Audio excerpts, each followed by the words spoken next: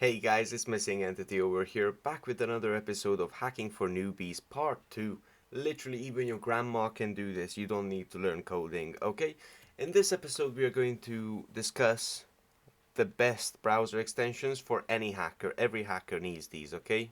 So, controversially, the first one I'm going to talk about is actually a website, not an extension. But I did add myself a little bit of a shortcut over there, but all you need to do is just type in Google Docs. Once you get that, exploit-db.com, you click on that. And yeah, basically it is what it says on the tin. It's an exploit database. Basically it shows different, I already searched for this because I did try to get this one before, but basically it shows different exploits that have been recently found. And you know, some of them could be patched, most of them aren't. So just to show it off in the flashiest way what it can do, if we just search for webcam, and let's use this one, and you just Control C, you go into Google, Control V, and you search for it. You literally do Google search for it, and all of this stuff is legal. Whether it's ethical or not, it's, you know, it's down to your own heart's content. But as you can see, sometimes these pictures don't load up, but when you go into multi-view, boom, you're in a company CCTV system. You can literally see people walking. You can see a work car park, which could be extremely helpful if you're doing reconnaissance and you don't want to show up to the place. And I mean, there is literally tons and tons of stuff more on that website. You know, exploits for online databases, etc. So anyways, moving along from that one, we're going to get into the extensions now. So we're going to go over these in order. So let's do the build with. So build with is basically a, well, what it says on the tin, a technology profiler. So let's just keep picking on these guys. So let's say you want to exploit a website, or you want to see the systems that they're built on, what are they using to transfer their files, etc. All you need to do, just pop on here, build with technology profiler, and there you are. It literally shows you what they use for e-commerce. You can see that Squarespace, so they probably built their website on Squarespace as well. You can see that Cloudflare is their provider. You can literally see a ton of stuff about the website over here. And basically later on we will get into the exploitation, etc. as well. So this is going to be really useful for us, so we don't have to go into the inspect part and, you know, just look at all of the horrible graphs and stuff, because it is useful, don't get me wrong, but it's really messy and it just keeps getting messier and messier. So yeah, that's a really handy dandy tool. Another one that we are going to explore right now is called Chaff. And basically what Chaff does, I'm not actually going to run it because it might mess with the system, but basically what Chaff does is it automatically runs different websites to scramble your data. So let's say you've been searching for a topic, for example hacking, often recently. Then all you're gonna see is adverts about hacking and blah blah. The same thing that you've been seeing adverts for all day long, and you're sick of it. Basically, Chaff generates a random massive amount of different traffic from your place. So to all the companies that like to track what you're watching, to give you, you know, the best adverts, you know, they sell all your data to, you know, advert providers, which you may not be happy with. So you can mess with them, you know, then it will drop up a load of different websites. And let's just see. So yeah, you see, I turned it on and it automatically went on to reddit.com. Now what this will keep doing, mind you, it does slow down your computer a bit as well. So usually you just want to run this separately. Close. Thank you. So usually you want to run that at a time when you're having lunch or something, and it will keep loading up new sites, so you don't get, so the advertisers cannot target what you're actually looking at. And moving along from that, we got the Exif Viewer Pro. So I'm just going to go on to, oh, I'm already on Google, I keep forgetting. Okay, What do I want for Christmas? Here's some tips, guys. Okay, some some details. All right, so let's just choose a private jet that I want for Christmas. Let's use this one. It's nice and blue. Blue. So basically, Exif data is data that's stored by the camera itself that takes the photo, and sometimes you get a really good result. For example, on this one we can actually see the camera that the photo was taken with. It also shows the exact time this picture was taken. So as you can see, this was uploaded onto the website in 2019. You can see the software it was edited with. You can see that it was edited on a Mac as well. So you can get a load of information out of this. You can occasionally also get a geolocation data. Let's just see if we can see it on this one. So you can see the resolution of the camera as well. I just want to see if you can. Okay, on this one they don't actually show you the geolocation. I have actually found pictures on Facebook with the geolocation still showing. So let's say you are spearfishing, so you're targeting a certain one particular person, and you want to find out as much information about them as possible. People have the geolocation stored on their photos even when they take a photo at home.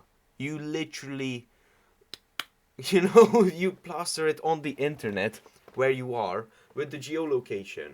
I mean, some providers now, they do automatically delete that sort of details. Some of them still don't. So I think Facebook now might be deleting it, but I am not 100% sure. Don't quote me on that one.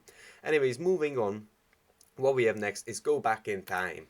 Now, I have already beaten the pipe on go back in time. In my previous video, I made a whole video about it. Just as a quick explanation, all you need to do is you click go back in time via the Internet Archive, and you can see an older version of a website. So that's how I have actually managed to find stuff on their old forums as well. Let me just show you it on this one then. So basically what this does is it brings up old archives of the website itself, so we can see what the website looked back in the day. So let's just find the first one. So this is the first archive we have of this website, but as you can see, Yogscast didn't exist back then, yogscast.com. They had yogscastgoonsquad.eu. And what this is going to do is it actually will take us way back in time into 2009.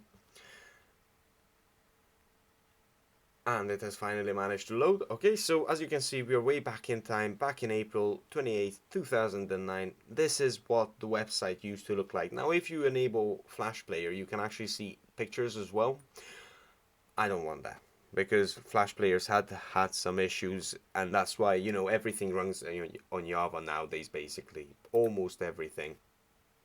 So anyways, the next one up is going to be Nimbus screenshot capture and screenshot whatever, blah, blah, blah. So what this does is, let's say you have discovered an amazing website. You have discovered some big secrets, forum, for example. You can literally copy the entire page. What I mean by that is, for example, you got all these options. My favorite option out of all of them is capturing the entire screen, because what this does is it literally prints the whole website out onto an image, easily stored, etc. So just bear with that for a moment. There we are. And now you have an image saved of the whole website. So any sort of evidence that you have collected, it will be kept safe inside of this. Now we're just gonna let that load for a bit. Until then, we're gonna hop onto, I think it has, yeah, there we are. Here's the full copy of that web page. So another great tool for, if you want to make sure that the website that you have just investigated and you have found some dirt on, You want to make sure that it doesn't get bleached, etc. You save the whole web page. Moving along from that one, we got the Privacy Badger. As you can see, I already been browsing with Privacy Badger on. And what it does what it says. As you can see, all the Google ads, etc., it keeps nicking your advertisement data because they get nice big money for it. So yeah, it's amazing. It's an amazing tool. Privacy Badger I do have installed on every single one of my browsers. Moving on from that one, temp mail. If you are signing up for a service, let's say you are on a website, you want to do something quick, and you have to put in your email address. Now, a load of times, for the next 12 years of your life, until the day you die, you are going to receive daily mails of, oh, you should come back to this site. It's annoying, okay? I only want to use that for 5 seconds. This is what temp mail is made for. Basically what it does, it provides you with a temporary email address right here. You copy and paste that into the website. You press submit. You will get the authorization code or the activation link over here. You are registered. You do what you want. Done. You're done with the email address. You get a new one, and you can keep going with this. There's also websites which lets you set up temporary email addresses, same way as this one. However, you can even send from that. Another episode later on with that one because we're gonna get a bit cheeky with that. Another good handy dandy tool is the user agent switcher. If you are reconning a website, for the website it does show them exactly what is the pixel size on your monitor. It shows them your operating system. It shows them the actual version number of the operating system, the version number of the browser that you're using. It gives them a load of information about what you are using. And you could be having a VPN, that's sweet, but they can see that I got a 1900 by something 100 TV as my monitor. Now they can see that, and on the same IP address it keeps popping up. It's different IP addresses, but it keeps popping up with that screen resolution. Then the website is going to be like, oh, this guy might be looking at us. Now what you can do is you can literally just use user agent switcher, and you can pretend to be someone else, something else. Let's say for this one I just chose Safari instead. So I'm on Chrome right now. As you can see, I'm on Chrome. But I can just go into Safari and I can pretend to be an apple. So now I'm an apple. Apply to active window, refresh the tab, and who's that?